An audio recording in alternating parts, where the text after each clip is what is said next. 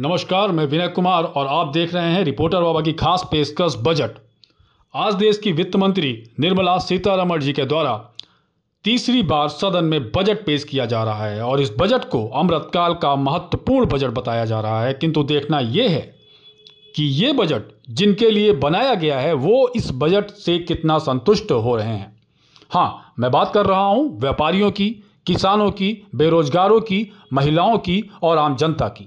नमस्कार सर, किस तरीके का ये बजट जो आज देख रहे हैं आप, किस तरीके से इस बजट को क्या कहेंगे, इसको बजट के बारे में? माननीय सीतारमण जी ने जो बजट पेश किया है, निश्चित रूप से अपनी शक्ति का पूरा, अपने मस्तिष्क का पूरा उपयोग करके बहुत अच्छा बजट बनाने की कोशिश की है। लेकिन सरकार बजट तभी बनाती है जब उसकी आमदनी और खर्चे को बैलेंस करते हुए वो अपना बजट हमेशा बनाती है। और हर इंसान, हर वर्ग के लोग ये चाहते हैं कि बजट से मुझे लाभ मिले। तो ये संभव हो नहीं सकता कि सरकार हर वर्ग के लोगों को, हर तबके के लोगों को लाभ दे सके। लेकिन हाँ, सरकार हमेशा जनहित में काम करने की कोशिश करती है और वो माप के लिए काम करती है। अधिक से अधिक को लोगों को, उस समुदाय के लोगों को, उस वर्ग के लोगों को लाभ मिले, इस तरह से बजट बनाने का प्रयास किया जाता है। तो हमने देखा है कि अभी तक के जो बजट के पहले चर्चाओं के दौर में व्यापारियों के द्वारा ये हमेशा बात आई कि देखते हैं इनकम टैक्स में क्या होता है, इतना हो जाएगा, उतना हो जाएगा।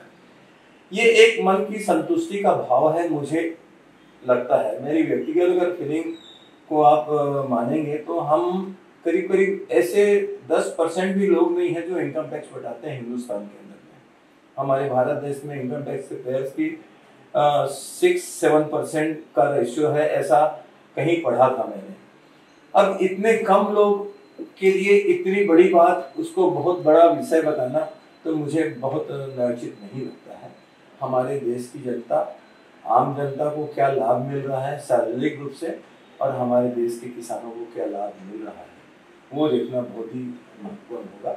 और 1,52,000 करोड़ का किसी क्षेत्र में उसके इंफ्रास्ट्रक्चर के लिए जो मैंने समझा है, वो कोशिश की जा रही है कि आगे अनाज का भंडारण, साग सब्जियों का एक स्थान से दूसरे स्थान ले जाने की स्टोरेज के विषय में, और अनेक किस्म से उनको एक बड़े रूप में प्रस्तुत करने के लिए, सामुदायिक योजना के लिए ऐसा बजट बनाया गया है।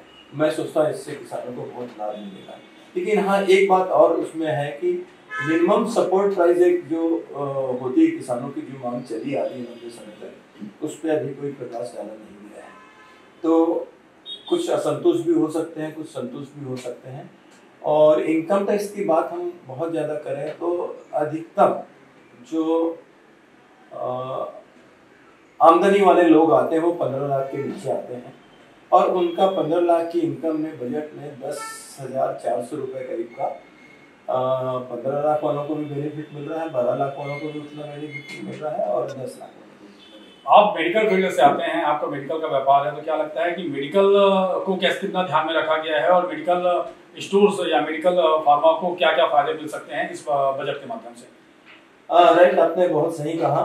इसमें प्रमुखता से कैंसर की दवाइयों के, 3 दवाइयों के लिए कुछ कस्टम ड्यूटी में उन्होंने रियायत देने की बात घोषणा की है। दूसरा, संक्षिप्त में कहा गया है कि FDI में उसके कानून को की समीक्षा की जाएगी। तो उसमें क्या होता है वो फ्यूचर ही जान सकते हैं, अभी बहुत ज़्यादा उसमें विश्लेषण नहीं आया है। तो इस तरह से दवा के क्षेत्र में बहुत ज़्यादा कुछ देखने को, सुनने को नहीं मिला है। इसमें जैसे हम बात कर रहे हैं कि आप शहर में रह रहे हैं, शहरी विकास की बात करें या महिलाओं के पक्ष में बात करते हैं, तो उसको आप किस तरीके से देखते हैं? देखिए, हम देख रहे थे तो मीडिया ने तो महिलाओं को खुश करने वाला बजट बताया है, और ये बात सभी के लिए लागू होती है, क्योंकि ऑर्नामेंट्स पुरुष भी खरीदते हैं, महिलाएं भी खरीदती हैं। तो कुछ उसमें कमी आई है टैक्सेशन में, ऐसा बताया गया है। लेकिन एक्चुअली में कितना फर्क पड़ेगा वो जब पूरा बजट का विश्लेषण होगा उस समय मालूम पड़ेगा। कहा जा रहा है सोने और चांदी की कीमतों से कमी करने में, या उसमें कुछ टैक्सेस कम कर देने से मध्यम वर्गों को विशेष फायदा होने वाला है। तो आप कैसे कहेंगे कि मध्यम वर्गों को इसमें फायदा हो सकता है, कैसे पहुंच सकता है? देखिए, मध्यम वर्ग तो बहुत ही मजबूरी में ये चीज खरीदता है। जब उसके घर में शादी की या कोई ऐसे अवसर आते हैं तभी वो खरीदता है, अन्यथा वो तो जीवन के संघर्ष में सतत लगा रहता है। तो हम ये नहीं बोल सकते कि उनको बहुत ज्यादा कोई फायदा है और या नुकसान है। उनकी जरूरत उनकी आमदनी के हिसाब से अगर पूरी हो जाती है तो वो बड़े खुश रहते हैं। वो इन गंभीरता में जाते सरकार ने हमको 200 रुपये बचाया या 400 रुपये बचाया, उस पर वो कभी ध्यान नहीं देते। आपने देखा क्या कह रहे हैं व्यापारी वर्ग इस बजट को लेके।